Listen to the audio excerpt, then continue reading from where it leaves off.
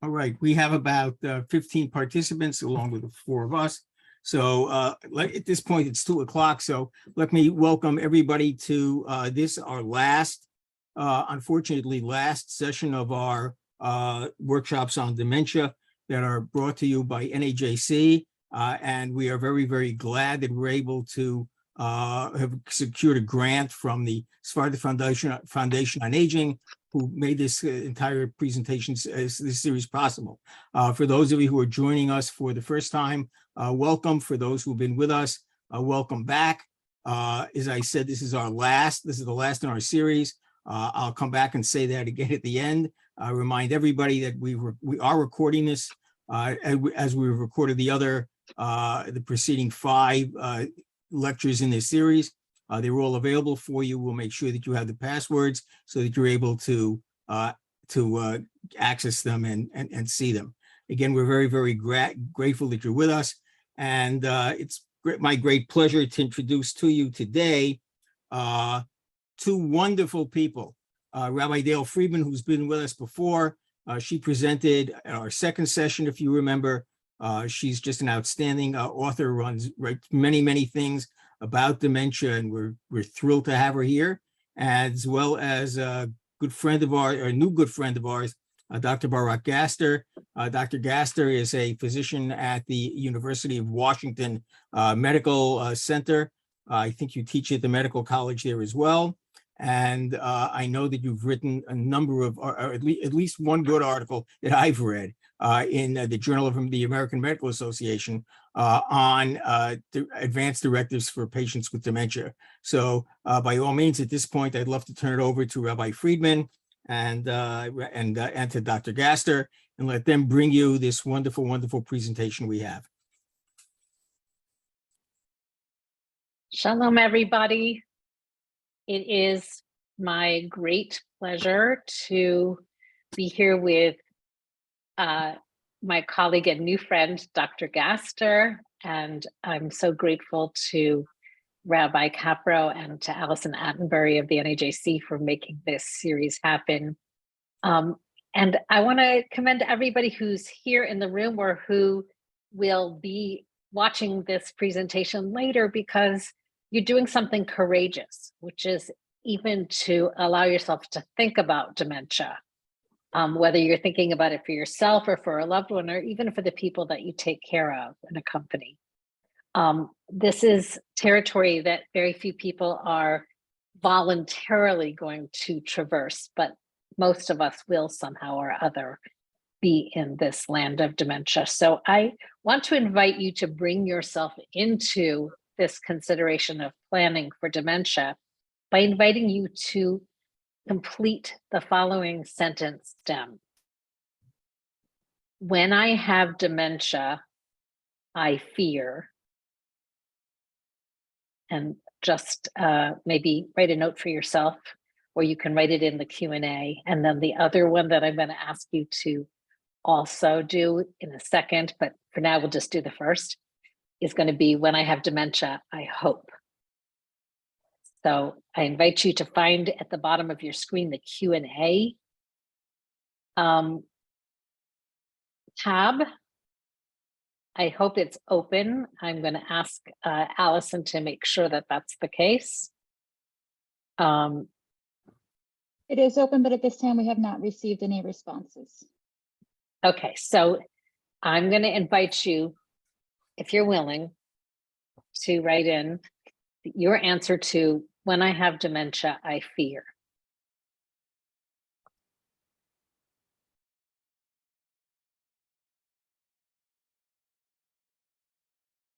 So someone whose name begins with A says, I fear that my family will feel the pain of my lost identity. And Deborah says, I fear that others will not know what I want for my care and end of life. Well, that is highly relevant to what we're going to talk about today. Heather says, when I have dementia, I fear that my wishes will not be honored. Again, absolutely the direction that we're going in this presentation. And Andrea says, I fear a lack of connection with myself and others. Cheryl says, I fear not knowing my loved ones. Deb says, I fear losing the memory of my daughter who passed. very poignant, as we do carry the memories of everybody who's touched us. Sarah says, I fear I will do degrading things such as urinating in a wastebasket. And for many of us, our dignity is so important, and we wouldn't want to think of ourselves doing something that was not in accordance with our dignity. Somebody says, I fear losing myself. I fear I won't be able to recognize others and will be all alone. I hope people who will remember who I was before having dementia, and whoever is the person who said that, that's exactly what my part of the presentation is going to be focused on. And Joan says, I fear that dementia will happen sooner rather than later because I've had multiple brain injuries. That makes it very real. And Bev says, I fear I will be alone. Bruce says, I fear the unknown. And again, someone anonymous says, when I have dementia, I fear that I cannot feel and remember any love and care from my family. So these are very profound and real fears. And given all of that, it makes sense that people are very loath to anticipate and plan for and think about dementia. I'm going to ask you, though, to turn and say a phrase that I'm sure you may never have thought of saying, which is, when I have dementia, I hope.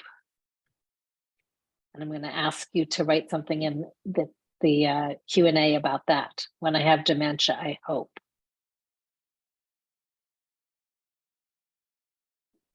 I hope I'll be cared for by people who see me as a person. I hope I'll maintain dignity. I hope my true self will be revealed, Michael says. What a fascinating comment, because sometimes it seems like that's what happens. And the person who is known as AMG says, I hope that I will still find joy in life. That is absolutely the focus of what I'm going to have to say. Cheryl says, I hope others will treat me with respect. Sarah says, I hope my caregivers will be kind, even if I'm frustrating. Yes, I've thought about that so many times. I hope my grandchildren will still visit me and laugh with me. I hope I don't become angry all of the time as my parents did. Bruce says, I hope I will love and be loved. When I have dementia, says Bev, I hope that all my talking about my chaplaincy work will have resonated with my family so that they will still want to be with me and love me. That's called a profound kind of living by example, teaching by example. Deb says, I hope those taking care of me know who I am as a person, not just one with dementia. And Heather says, when I have dementia, I hope that I can bring joy to others, even if I don't know what is going on. Yes, and those of us who've worked with people with dementia certainly have had the experience of getting great joy, sometimes from working with a person with dementia. So those two sides of what we think about and anticipating dementia for ourselves as well as for our loved ones are really what we're about here today. We're addressing the hopes and the fears by anticipating and planning for dementia, which I think is a highly countercultural thing to do, but really worthwhile. So Dr. Gaster is going to present his timely invention, which is called the Dementia Directive. And I'm going to present something that I'm calling Advancing Joy, which is a document through which we could indicate what gives our life color and pleasure and what we hope will be there for us should we have dementia. So right now I am thrilled to turn the program over to Dr. Gaster to share his really profound work and insight. Yeah, thank you so much. And thank you so much for having me. I want to, say just how honored and humble I am to be in such a group of people who I can just only imagine the amount of wisdom that you all have in terms of helping people. And so I'm here just to help provide a little bit of my sort of medical background sense of what we can be doing to help people plan for and anticipate and I think get better medical care if they have dementia or if they are going to develop dementia in the future. And just want to start out just giving a little bit of background about myself, which is that I'm a primary care doctor. So I'm a general internal medicine doctor in Seattle, and I've been doing this work for about 20 years. And it was about 7 years ago or so that I realized that in my own practice and in the practices of my colleagues, I really saw that dementia was really one of the biggest things that we just didn't have a great handle on how to manage it, how to help patients and families navigate through the disease. And that's such a big part of that is about advanced care planning, which is thinking about the future and how to sort of align the care that people get with the care that they would have wanted. So I'm going to go ahead and share my screen here. And so, this talk is going to definitely include the dementia directive that you all mentioned, but this is going to go a little bit sort of broader in terms of how can we do general advanced care planning with specifically dementia in mind. And so I want to start by talking a little bit about sort of why is dementia unique? Like, do we need a talk on advanced care planning for this disease and that disease and this disease? And to some degree we do, but I really would call out as a generalist myself that of all of these different diseases, in many ways, dementia is a somewhat special case because early in the course of the disease, people lose the ability to guide their own care. And so others are really put in a position of making decisions on behalf of somebody else in a process that goes on for many years, that it's not just somebody sort of losing consciousness in the last sort of week or 2 or 3 of their lives, but we're talking years where other people are needing to try to interpret what somebody would have wanted. And as you all know, dementia can be a rough road, that about 80% of people do go through a phase of being agitative and sometimes even combative. And many people really would want a gradual shift away from life-prolonging care towards comfort-focused care as that disease progresses. But trying to decide sort of how and when that shift should occur is pretty tricky. And I think you also are all probably aware of this big looming number of people with dementia, that right now dementia is very common in our society. More than 6 million Americans are living with dementia, but it's really this demographic projection over the next 10 to 20 years that's partly sort of because of the aging of the baby boomer cohort, but it's also that people in a good way are living longer than they ever have before. We're doing such a better job of treating people's heart disease, treating people's cancer, that more of the baby boom generation is going to live into their 70s and 80s than any generation before. And just by the virtue of living longer, people really are at higher risk of developing dementia. And so the number of people living with dementia is really going to dramatically increase. And so if we feel like we are having difficulty sort of coping and managing the dementia that is in our midst currently, it's really planning for this future when it's very possible that the number of people with dementia is going to be much greater. And so in many ways, I really would say that this is the #1 disease challenge that we face, and that advanced care planning is such an important part of that really, I really think of this as getting to better care, that this is really not about necessarily end of life care. It's not about dying. It's really about, really like we're talking about finding joy in the life that we have and living well with dementia, but also making sure that the medical care that we get aligns with medical care that we would have wanted as a way of achieving better care. And so the interesting first place to start, which is actually where I started, when the first time that I ever read what is really pretty fine print on most states' standard advance directive, it's pretty interesting to read and really think about it in the context of dementia, that it really gives almost no guidance about dementia. I mean, every state has a standard legal version of their standard advance directive, and it almost always will focus on these relatively rare situations, like if I'm in a permanent coma, or if I'm in a persistent vegetative state. And it's not that those aren't important and difficult situations to deal with, in which case having an advance directive is a good thing to have. But they really don't give any guidance on the number one reason that people lose decision-making capacity, which is dementia.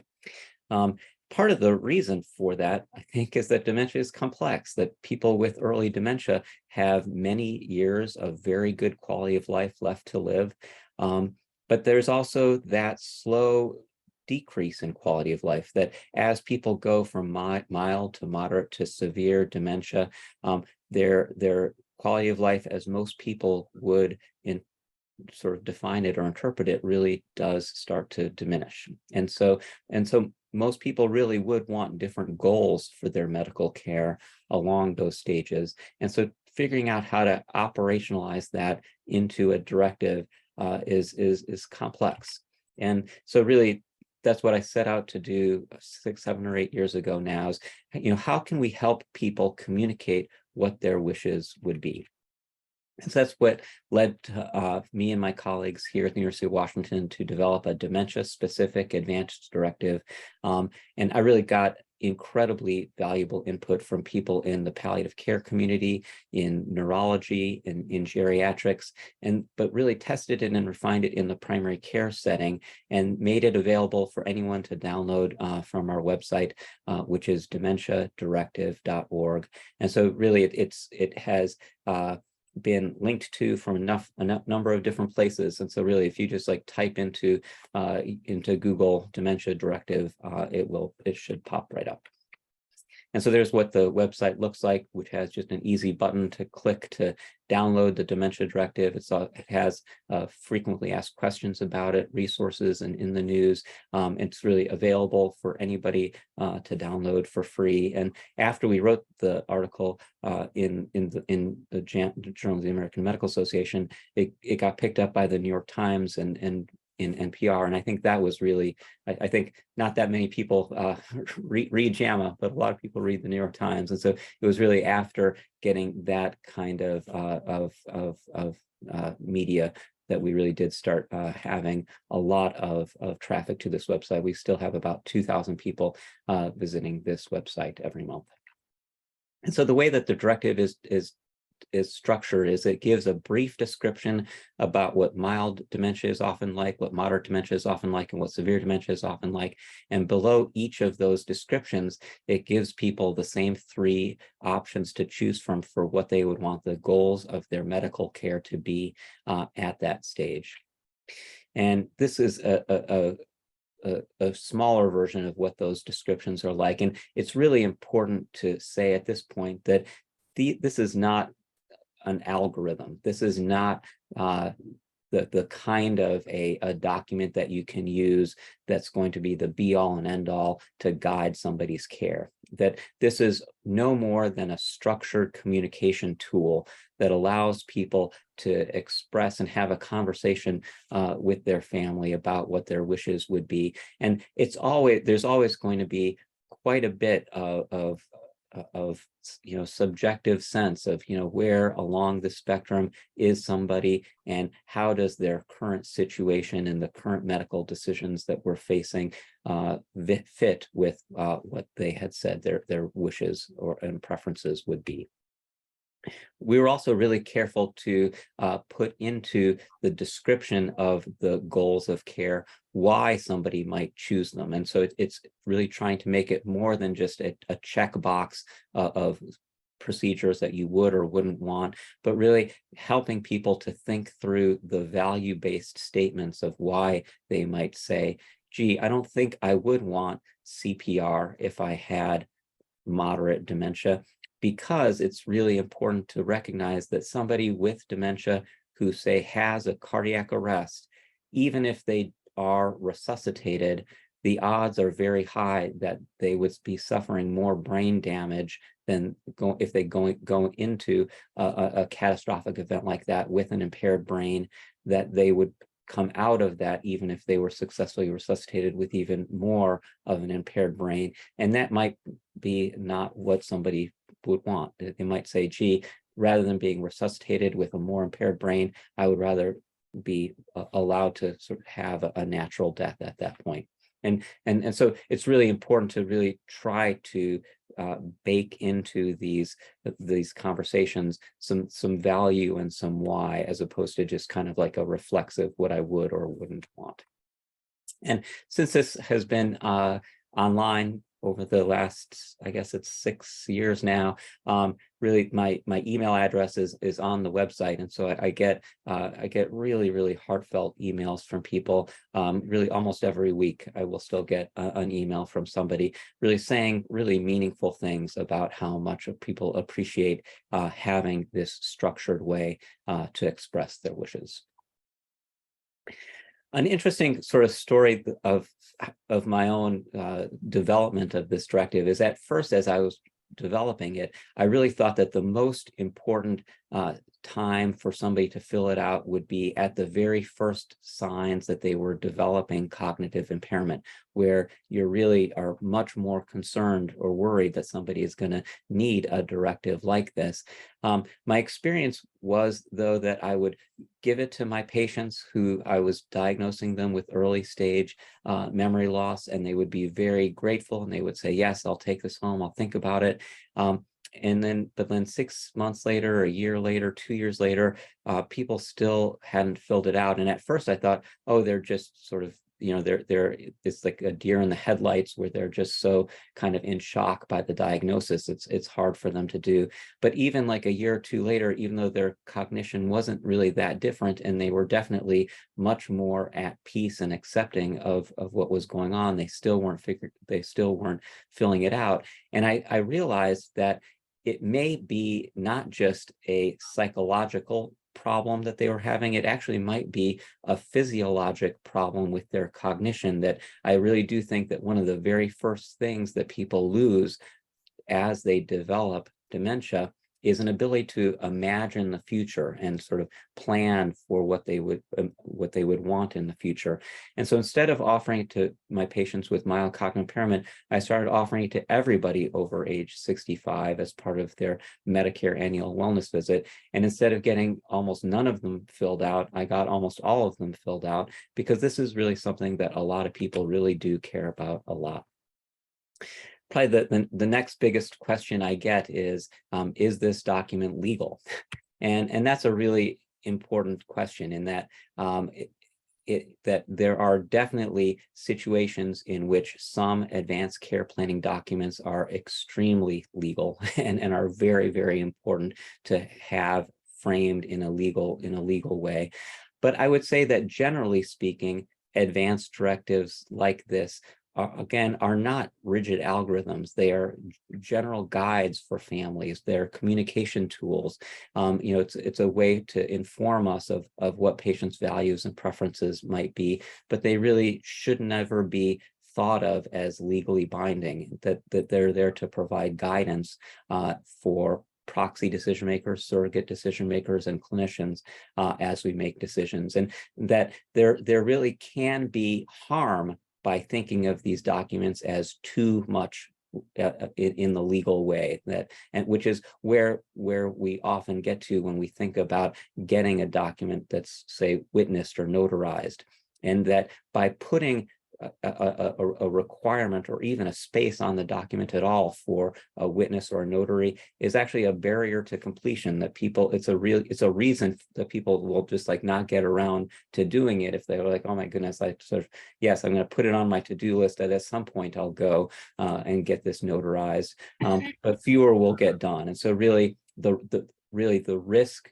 of conflict and uncertainty is much greater for people not having a directive at all than having one that hasn't been witnessed or notarized. And there's a brilliant essay that was in the New England Journal of Medicine about 5 years ago now, that really had, the beautiful title. It's like, let's delegalize living wills. And but I really would also highlight how different this is from a durable power of attorney or health agent document, which are very, very legal and should be sort of guiding in an algorithmic way of who is the person to speak for that person.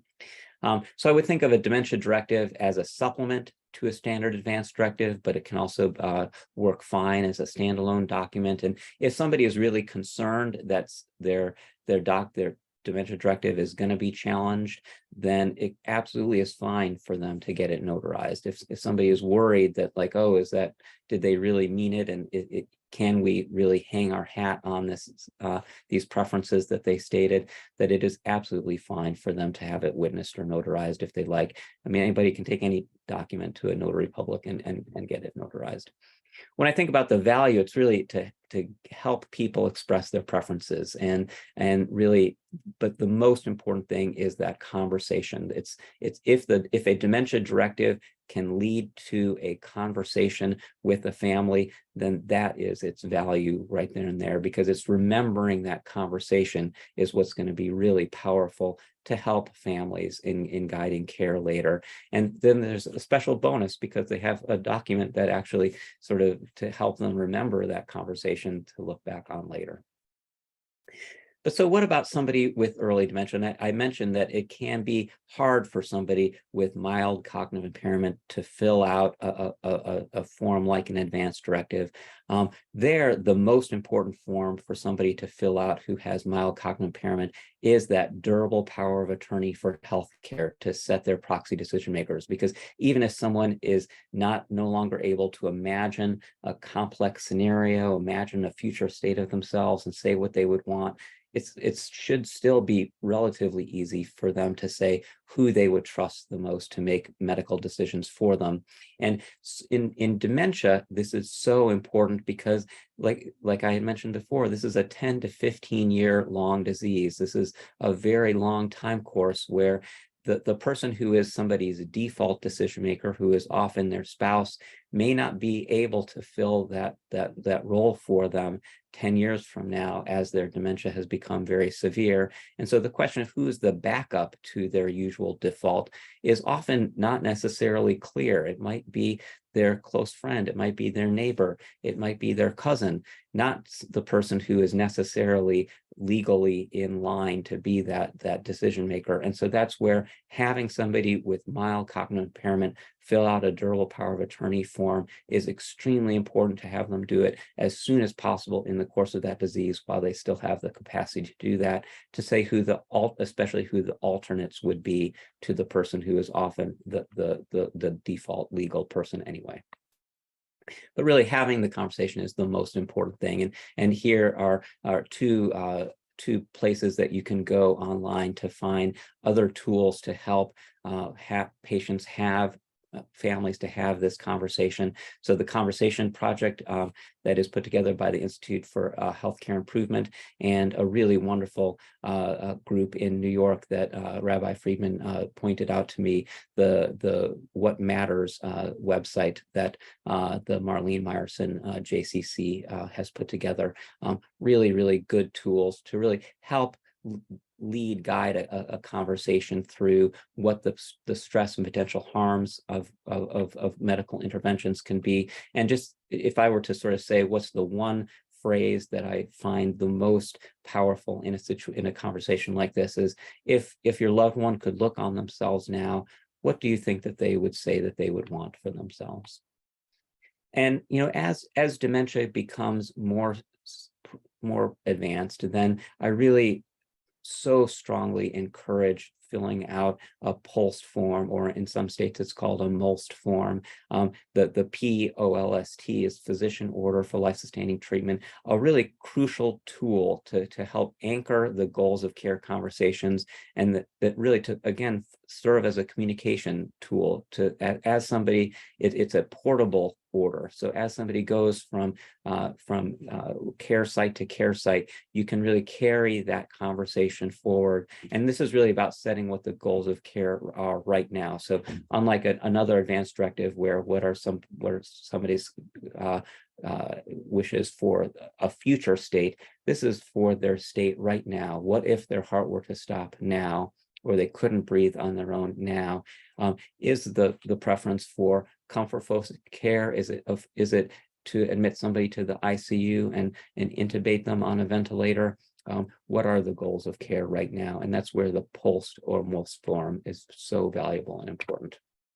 And when guiding patients or families through filling out a form like that, it's really the same type of value-based why questions that I mentioned with the dementia directive, of why somebody might choose no CPR, no intubation if somebody already had a mind that was impaired by dementia, and the risk that even if they were to survive intervention like this, they would be significantly more impaired. And it really, that key phrase, imagine if your loved one could look on themselves now, what might they say that they would want?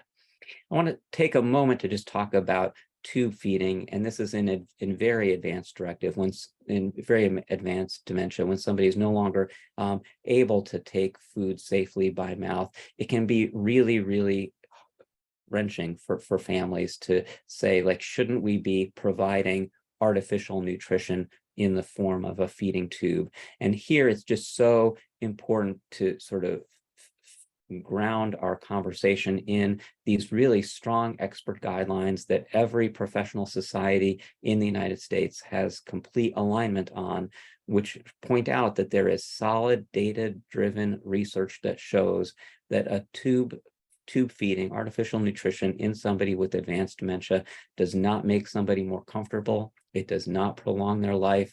It causes more aspiration pneumonia. It causes more suffering. And what's hard is that we may know this, we may read these guidelines and understand it, but families often don't. And the challenge is really how to have a conversation with them in a caring and empathic way. And so it's really, having wording ready at your fingertips to say something like, tube feeding does not fix what is a slow dying process. It's been shown to make people less comfortable. And I really worry that if we were to even attempt this, it would make somebody much less comfortable. It would cause harm and suffering for your loved one. It's not what I would recommend.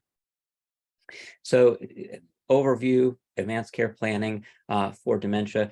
Before dementia, I really highly encourage anyone to consider filling out a dementia directive. I generally would say it's probably best to wait until age 65 or older to do it, just because a document that you'd filled out in your 40s or 50s would be so old by the time you might develop dementia in your 60s or 70s that there's probably not a whole lot of value doing it before age 65, but certainly anybody over age 65 should be offered the opportunity to fill out a dementia directive. Somebody who has mild dementia, it's that durable power of attorney to identify who the alternates to their usual default person to make decisions that they can still easily have capacity to fill out when they have mild dementia. When somebody has moderate to severe dementia, filling out a post form is so appropriate and so valuable. And just that key phrase, imagine if your loved one could look on themselves now, what might they say that they would want? So that is the end of my talk on advanced care planning for dementia. The website, again, to download the dementia directive is there, and I'm looking forward to having some time for questions. Dr. Gaster, thank you so much for that wonderful presentation. There are a couple of questions that have been raised here. One individual wrote, I wrote an advanced directive that was pretty detailed with the assistance of a lawyer. It's been witnessed and notarized, but what I'm learning today is that there are other situations I need to add.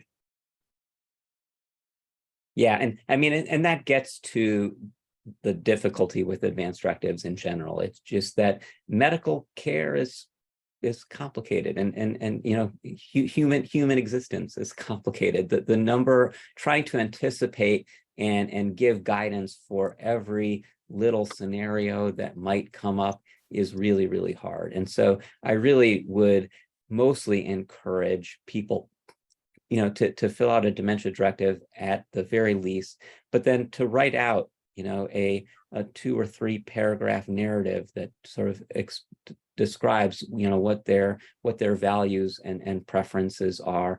But then really just most important is to have that conversation with your loved ones, to have conversations with the people who are most likely to be in a situation of making decisions on your behalf, so that they can sort of really do feel like they know and understand and can honor your wishes better.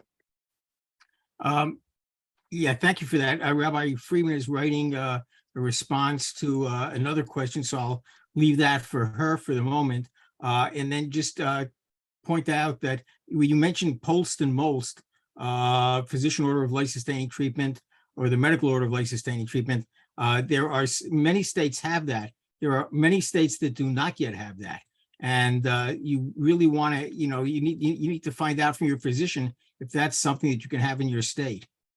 Yeah, absolutely. And I mean, this is a movement that has been gaining momentum over the last 10, 15 years. And so I think the number of states that don't have this is getting smaller and smaller. I think we're more than 40 states of the 52 do have of the 50 states do have some form of a Polst or a Molst form. And I think the other good thing that is happening is there is some convergence over how those forms are structured, so that they can be portable, not just from place to place within the state, but actually from state to state as well. Sure. All right. 2 more comments. First, one was actually we have several people who have asked if you're willing to make your slide deck available to us, that we would post up on our protected site. So that's a question that you could answer. Absolutely, for sure. Perfect. So if you get those slides to Allison or to me, I'll make sure that they get posted. And Rabbi Joan Sachs wrote, and this happened to me when I was working in hospice as well. She was called institutions once in a while to try to persuade a patient or family to do tube feedings. Sometimes it's the institution who pressures patients or families, even when life expectancy is not long. So we would discuss how tube feeding is not food, so they can consider this reality. But yeah, the research absolutely shows that tube feedings are not beneficial. In fact, they can be very harmful. Yeah. And it's so hard because it's just not intuitive. You know, intuitively, it just would seem that it would make sense that you pump some calories into somebody's stomach, that it's going to be beneficial for them. And it just really is just so important to ground people in the reality of the mechanics of artificial nutrition being really problematic, and that you can really speak in a heartfelt way about your worry that people would be much worse off with even attempts to put a feeding tube in, because of how often they end up leading to complications. Yeah, absolutely. You get issues on the other side, however, where Orthodox rabbis will come along and say, "Oh, you must put in the feeding tube because we're obligated by Torah law to provide food, food and nutrition and hydration," and those become interesting conversations. Yep. Another one of our other participants writes, "As a chaplain, one of my jobs is to complete advance directives with patients. Should I start the discussion with patients in regards to dementia?" Yeah, and so I guess I don't know that I would start there, but I would get there soon. I mean, I think, really the most important question is sort of, who is in your neighborhood, who are your loved ones, who are the people who would be in a position to make decisions on your behalf if you weren't able to, and just making sure that you're I think the first screening question should be, is the person who would be the legal default the person who you would want, and identifying the people who might say no, that those are the people who you can make really easy, concrete sort of help for them by helping them fill out a durable power of attorney for healthcare form to make sure that the person who they would want and trust the most is the person who is legally identified.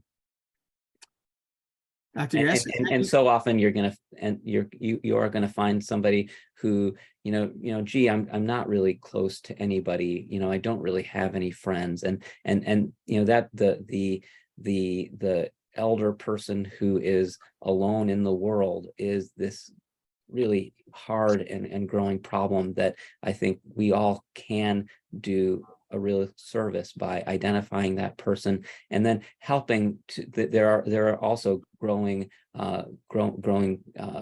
organizations that will help people who are in that situation to connect them with somebody who they can sort of like have meaningful conversations with, and then can be sort of identified as somebody who could be a backup decision maker.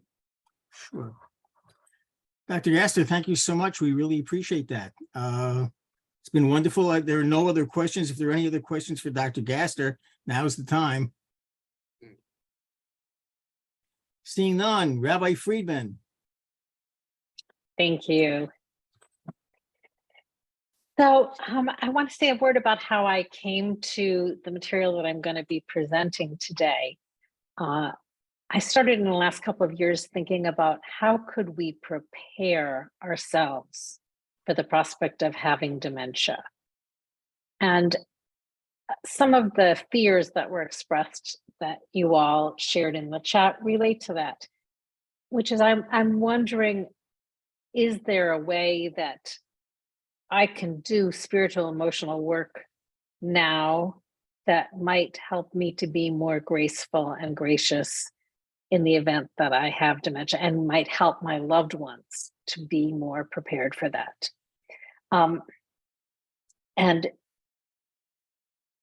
I feel in general that we need to get past dread and denial and resistance, because those things actually add suffering. It's been my experience in working with families around medical decisions and around death and dying and around dementia that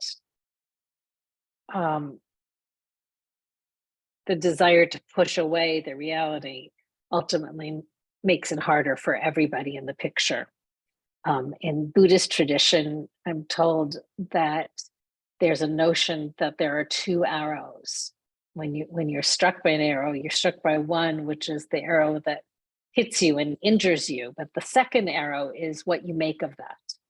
If you say, oh, poor me, the universe or God has it in for me, and these things always happen to me, or, oh, I've been such a terrible person, I deserve this. All of those meanings that we make out of what happens to us add suffering. And I think that the denial and dread that we have about dementia are the second arrow. So I've been very interested in helping people to start to do this countercultural thing of saying, when I have dementia, ...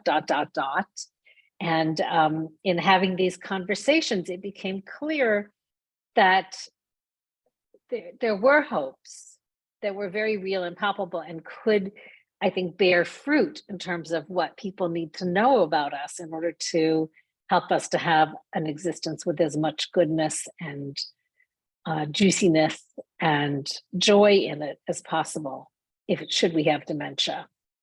And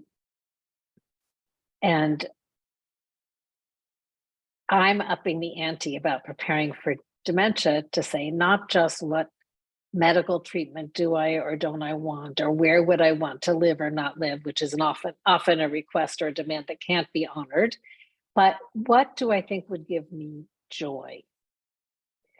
And I was very touched by a story in Atul Gawande's book, Being Mortal. in which he went with a colleague who was a hospice physician to visit her father who was dying of cancer. And the man was a very accomplished intellectual person. And she said, "Dad, what's a good day for you?" And her dad said, "Well, if I can watch the ball game and eat a dish of ice cream, that's a good day." And this physician was quite shocked that that's what her father would say constituted a good day. She would never have known that that would be a day that he would consider joyous and good. And in thinking about that, I'm thinking that people probably don't know a lot of things that would make for a good day for me or for you. So I am today, for the very first time ever, trying out this document I'm calling Advancing Joy.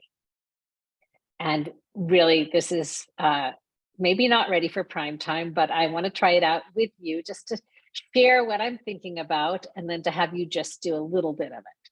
And I'm going to ask Allison to put the link to this document in the chat. So this document is to empower you to let those who would be caring for you, should you have dementia, to know about your preferences and what would make your days as pleasant and as meaningful as possible. And of course, you might want to revise this. So I tried to think of spheres of living and existence that you might want to express preferences about. So when I did the When I Have Dementia, I Fear exercise with care staff in an elder care setting, one woman said, "When I have dementia, I hope I will be taken outside every day." And that was so profound, because something that I would want and that people wouldn't necessarily know about me. So I thought, okay, one area we can look at is nature. And I decided that I would express the preferences in this document as I like, because we're talking about us now, and that's going to be the basis for the extrapolation for somebody who's taking care of us later when we might not be able to say. And as Dr. Gaster said, you know, you're asking the question here, I guess, what would your mother, let's say, have wanted if she could tell us now for her day? So I like to be outside. Maybe I like to walk. Maybe I'd like to sit as often as possible. I like to have plants in my space. I like to have fresh flowers around me. I don't know what other nature, maybe you like having a fish tank. Maybe you like having a pet. That sort of nature, I guess. Okay, music. You all might be very familiar with a project called Music and Memory, where elders often in nursing homes are given an iPod and headphones, and the iPod is loaded with music that somebody thinks that they would like. And there have been beautiful, beautiful examples of someone who seemed to be unresponsive completely, who when they heard music from their youth, they responded. But I realized that not everybody loves music, and that certainly somebody looking at me and just going by my birth year is not going to know everything about what kind of music I like. My mom, who's 91, likes Willie Nelson. I don't think somebody would assume that about her. So I put some preferences about I like music playing as often as possible, no music sometimes, and then my favorite rock musical genres are, and my favorite musicians. So I think that that would be really important to me, to have somebody have a sense of what music I would like to have blasted in my room. And then food, of course, food. So some of my favorite foods are, and some foods I do not enjoy. I would really be unhappy when I have dementia if somebody served me olives and green peppers, which I hate. So I want that known. And they better know that I like chocolate, or we're in deep trouble. Okay, people. It occurs to me that not some people are extroverts, some people are introverts. So, you know, there's this custom in care settings where everybody gets brought out of their room and put in the hallway or put in a common space. Some people like to be alone. So I wanted to give a space where people could indicate whether solitude is important, or being around other people, or some balance. And then spending time. I know that activity therapists who are good and sensitive often try to learn what kinds of ways a person likes to spend their time. But I think that there are probably lots that don't come up on their surveys. So I just wrote some. And what do you like to watch on TV? And then appearance. I remember when my grandmother had dementia and her eyesight was very low, she would put on mismatched clothing, and it bothered me because she was a person who was very neat and cared about her appearance. But honestly, I don't know, maybe she would say, actually, I don't care that much, leave me alone. So I thought I would like for somebody to know how I feel about those things. Like, I'd be upset if the colors didn't coordinate, if I couldn't get myself dressed. Okay, then I tried to think about sensory things like textures, for pillows and beds and blankets. Touch. I like to have my hand held. I like to have my feet rubbed, like lotion. And then creativity. I would want people to know that I like to write, I like to knit, whatever. Or I'd like to learn. I've never done ceramics, but I would like to try that. Or I like dancing. If so, what kind? Or singing. And of course, spiritual practice. So this is my first attempt at this document. What I'd like you to do is maybe do the creativity one or the nature one. Just choose and maybe write in the chat one sentence about something that is important to you that you like, or a preference that you have. And then I'm going to monitor the Q&A and see what's there.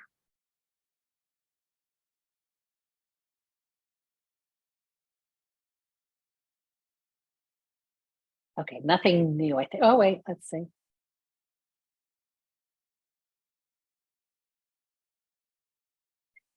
Joan says that your experience with disability has made you a better chaplain.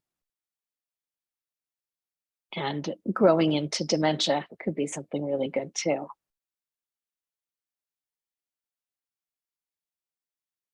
Can the file be posted as a PDF? I will do that. I don't know. I think you might be able to download it as a PDF. Mira said she'd like the window cracked open. Yes, I would like my window shades open all the time that it's light, and closed all the time that it's dark. And A said, take nature walks. Anything done with another. Michael, thank you for that, because that kind of goes to how different our preferences are about that. My husband would say, make sure that I have hours a day to just be quiet. I asked you to complete either the creativity or the nature. An anonymous person said, I would always want to be able to look out a window in addition to going outside, nature, weather permitting. Heather said, I'd like to enjoy 4 seasons and be outside in them. Okay, no Florida for Heather. Oh, Florida has 4 seasons. But okay, Dayle, sorry. I'm so sorry. yeah, Dayle, That was rude. yeah, Yes. as far as the PDF is concerned, we actually, I downloaded the document, and I will be happy to post it as a PDF. So we'll put it up on the PDF On the with website. all the other resources. Yes. Fantastic, Mo. Thank you. So Gary says from Jerusalem that he wrote a personal document for himself and sent it to a lawyer who said that would be totally unenforceable here in Israel. Okay, I think, Gary, you're probably talking about the dementia directive. And indeed, it is a different situation, particularly with regard to artificial nutrition and hydration. Dr. Gaster and I talked about that. But I don't think anybody would stop you from doing the Advancing Joy document. Anybody else have any preferences? Let's see, puzzles and games, dog or dogs, 90s music, and be outside. See the birds. Bev says, I love this list. I run many caregiver support groups and try to give caregivers many suggestions along these lines. But this is more empowering for the care recipient. That's the idea, you know, that out of control feeling that so many people said when I asked, what are you afraid of? Is partly because we fear that no one's going to know what our preferences are, what our desires are. And Bev says, nature's critical to me. I want the sun, the breezes, the flowers, everything that feels like life outside my room. Yes. And somebody wrote, so many facilities don't even have a garden. They're very walled in. And that's a shame because as Bill Thomas, the wonderful nursing home care revolutionary, says, what we need is not to be as we're frail, we need not to be in an ecology that's cut off from all the other ecologies. We need to be connected to plants, animals, and children, he says, to the natural world for sure, and to people in other age cohorts. And the anonymous person said, I would like to have access to art supplies. And Michael says, it helps start productive conversations. So let me ask you, could you see sharing this with somebody that you're working with? It wouldn't be a person in a nursing home probably, although it could be productive still, but, or could you see using this yourself or with your family? Please say something in the chat. Let me know how this hits you.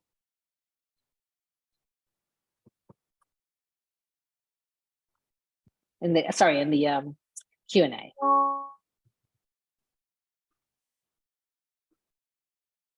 Okay, we got some yeses here. We have a new dementia campus in Phoenix, which brings together patients and preschoolers.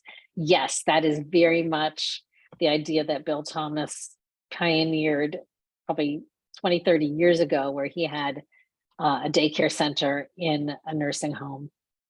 And there's no question that that is life-giving to many people, maybe even people who don't know they like babies, but especially ones who have loved babies in the past. Somebody says, I can see myself using this with my friends and families and clients. For hospice patients, some have dementia.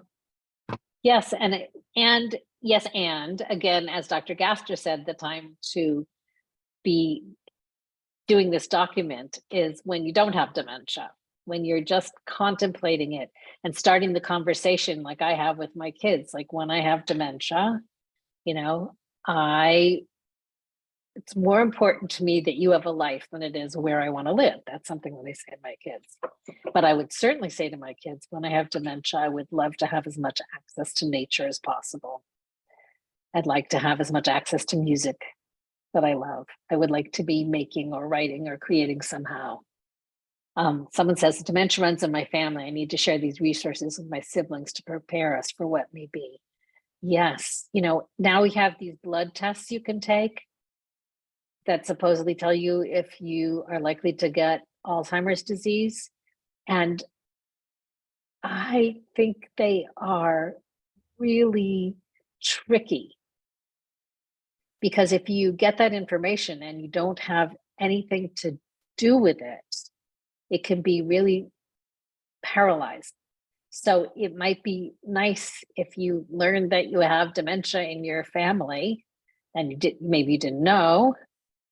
It would be nice to be able to be thinking about what gives me joy and what I would want to have available to give me joy. And for caregivers, it's a great thing to do, because a lot of people feel when they're taking care of somebody with dementia, a certain sense of dread, like, oh my God, is this going to happen to me? Is this going to be my kids? So thank you, Joan, for saying when I have dementia, I'd like to have access to Jewish services and food. Me too. And AMG says, well, I would like to think my family would know my preferences. This could be a good document, because in their own sense of being overwhelmed and dealing with their own emotions, it can be helpful for them to know I'm still the same person with the same joys. Yes. And I think my husband would want me to say that, of course, we can only approximate what we think we would want. And you know, people are changed by dementia, sometimes in wonderful ways and sometimes in not wonderful ways. And it could be that what you think you want now is not going to be what you want then. So of course, whoever's taking care of us has to know that they shouldn't impose something on us that we seem to not want at the time. So when my husband had heart surgery, he made a playlist, and he very carefully instructed me about where it was and how it was, and that he wanted to wake up when he woke up from the surgery to this playlist. So I didn't know when he was going to wake up. And he ended up not waking up for hours because I later learned that he had been sedated. But I'd been playing this damn playlist over and over, and I was nauseous from it. And I varied from it, and I played some other things. And then I felt guilty because I wasn't listening to his wishes. And when he finally woke up, he said, "That music, all I wanted was for that music to go away." So it's not perfect. We can't always anticipate what we're going to want, but we can try. Joan says you'd like to have a guitar to be able to play in a way that's safe in your room. Yeah, guitar is probably not too dangerous. I think that's lovely. You know, again, focusing on that, what can we make and do and create, not just what can we passively experience, because that's a lot of, I think, the mistake that's made in relating to people with dementia. Well, I want to thank you all so much for being willing to take this exploration about advancing joy. And I think we have a few more minutes for questions to either of us that you might want to bring in the Q&A.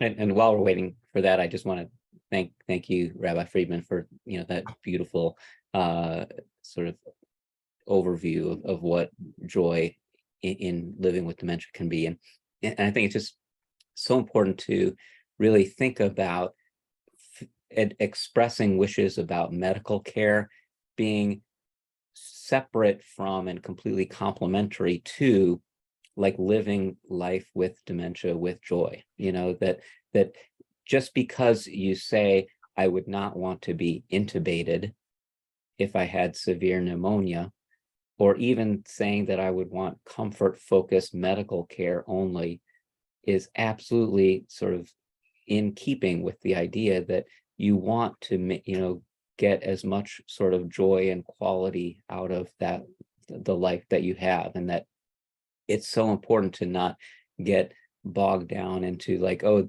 I would think that that's not a life worth living. As like, that doesn't mean that that just means that you don't want your life to be artificially prolonged with medical intervention that could be sort of like harmful and cause suffering itself, but that you really want to focus on getting the most out of every minute that you still are alive, and that your document is a wonderful way to think about how to sort of emphasize and prioritize that for families. Thank you for that, Dr. Gaster. And I quite agree that they're both important. These are complementary approaches. And I think people say that's not a life worth living because it never occurred to them that one could have joy and meaning and goodness. And I'm not saying that there aren't hard things about it, but we can certainly make it sweeter. Yeah. I want to say there's a couple of comments here, but I also want to say that on the document, which will be linked in PDF form on the website, in which you've got the Google Doc, has my email address, and I would welcome suggestions for other things that might be included. It occurs to me I didn't put, I like to help people, which is something that I've seen and it needs to be honored. Beverly says she feels empowered by these presentations. Dementia engenders tremendous feelings of helplessness, both in the patient and the family or friend circle. So much to share here with people and families who are in pain and fear. And Rachel says this was a wonderfully complemented presentation, since clinicians often forget that DNR, DNI, and even comfort care only does not mean care. Comfort care only does not mean that care or do not care, or that life is no longer meaningful. Beautiful. And, you know, and I That's would really just what you sort of said. chime in on, you know, the what you said about the genetic testing for risk of dementia. You know, it for sure, if anybody asked me, should I get that test, I would say no. You know, only because the odds that any of us will get Alzheimer's disease or another form of dementia if we live into our 80s is like 1 in 3. Yeah, you know, which is a pretty high risk. And so, like, regardless of what that test shows, you should still be thinking about the possibility, but not the inevitability. And I would really caution against a test that seemed to suggest that it is inevitable, because nothing is inevitable. You know, I mean, that you know, just because you have this test that says that if you live to 85, you're going to get Alzheimer's disease, you might not live to 85. You might die at age 70 of getting run over by a bus. You know, just like the idea that a test like this is going to somehow meaningfully guide like how you think about life or what you do, I think is misguided. And I really would encourage all of us to, you know, live with the, you know, strong possibility that if we live long enough, we will develop Alzheimer's disease or another form of dementia, but also to not get bogged down into any kind of inevitable sense of that, as it's going to happen no matter what. And that there are absolutely things that we can all do to maintain a healthy brain, and that we can all do to live life to its fullest day by day, regardless of what any blood test would to say. Thank you. Well, that feels like a good place to end. I just really want to say that I bless all of us with the prospect of seeing dementia in a more complicated way and in a richer way, and both in terms of anticipating it for ourselves and for others whom we care for or care about, that we embrace that possibility of joy and meaningful moments. I really want to take this opportunity from Neshama, the Association of Jewish Chaplains, to thank all of our speakers. We were really blessed. We had a phenomenal group from Dr. Agronin to Rabbi Friedman to Rabbi Address to Dr. Gaster to my social working friend. We had, it was just absolutely wonderful. We were very, very grateful that each and every one of you was able to participate. This has been a tremendously great series. We're very, very proud and happy to present it. Again, we're very, very thankful to the Sephardic Foundation on Aging for making funding possible for us to present this. We have all of your email addresses. There is an evaluation that was sent out. We're going to send out another evaluation to everybody because we need to go back to the Sephardic Foundation and let them know how well this was received. So please, when you get the little evaluations, please feel free to fill them out and return them to us. All of these recordings are posted. If you need information, please contact Allison or myself. The easiest way to do that is info@najc.org, and we're very, very happy to get whatever information you need. Again, it's been our pleasure to present this. Anything at all we can do for anybody, we're here to serve you. And again, we're very, very grateful to you. So thank you for coming. Thank you for being part of this. And we wish everybody happy holidays, happy Hanukkah, whatever other holidays you may celebrate. So please be very, very well. And we look forward to hearing from you again. Thank you again, and God's blessings to each and every one of you.